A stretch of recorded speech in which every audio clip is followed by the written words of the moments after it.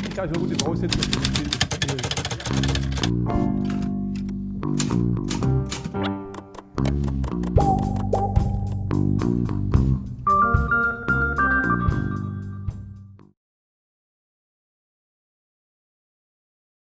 You YouTubers out there, before we get started, be sure to click subscribe and ring that bell.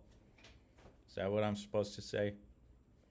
All right, so here we go. This is a short tutorial from the teacher point of view of how to create a Turnitin assignment on Blackboard. This is one way Blackboard gives you to receive papers from students, provide feedback to them, and get them back to the student.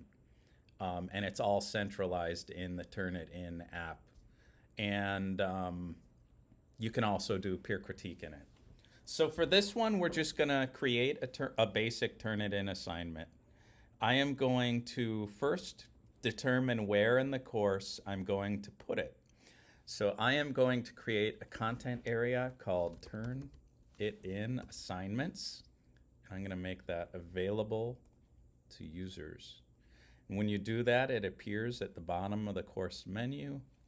I'm going to move that up where I want it under the syllabus.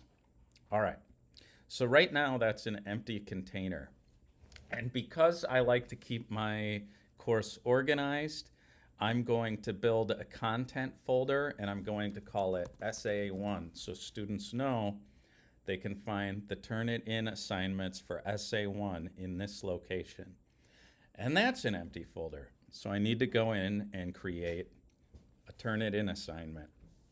It will take a few minutes for Turnitins to be contacted by my Blackboard course and to get that sweet Turnitin action going on. So let's wait a few seconds and hopefully there it goes. All right. So here it is. I'm going to talk you through a little bit of this form, but I'm going to leave some out. I'm not going to talk about the originality report in this video. It is a function where Turnitin searches the web and other papers it has at its disposal to see what parts of a student's paper it thinks came from somewhere else and what parts it thinks are original. Again, I'm not going to talk about that in this tutorial. It will have its own tutorial. So anyways, I'm going to call this assignment title. I'll call it Rough Draft Essay 1. And you can put in a point value if you want it directly linked to gradebook with a point value that's going to be calculated in your grade. I leave that blank and I enter those values myself in a column I create myself called SA1 or called peer critique or rough draft or whatever. So I'm going to leave it blank, but if you are a whiz at gradebook integration, you can go to town with that. The start date is automatically input. It is input for right now when I'm creating the video or when I'm entering and creating this assignment. And the due date, I'm going to set it up to be Friday of this week, and it automatically defaults to 11:59. And I'm going to set the post date for just the day after the due date. It's actually the minute after the due date. You can read about post dates. It has to do with grade mark, when grades are available to students that are input through this. Since I don't use it, since everything's manually input by me, I just ignore it. Set it to 1 minute.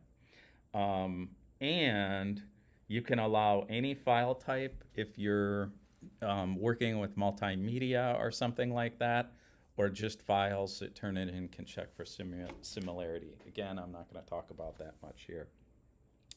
In this pane, you can give special instructions. Put your rough draft here. Make sure you have a works cited in it, though. I always allow submissions after due date to make up for students who are having trouble or technical difficulties or whatever, especially in online courses. Not going to talk about similarity report.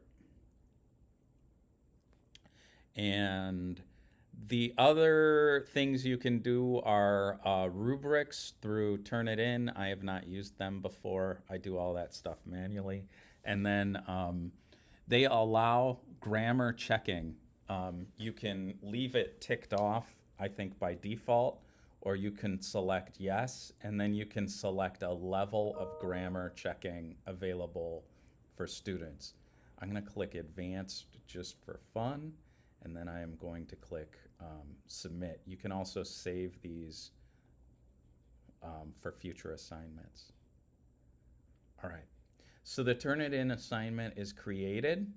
It is in the folder here in Essay 1 in Turnitin. Students will come here, they will click view and complete. I have videos set up on my channel from the student point of view that will lead them through how to submit and receive feedback and all that good stuff. So that's the basics. That's the basic way to create a Turnitin assignment where students will submit their papers.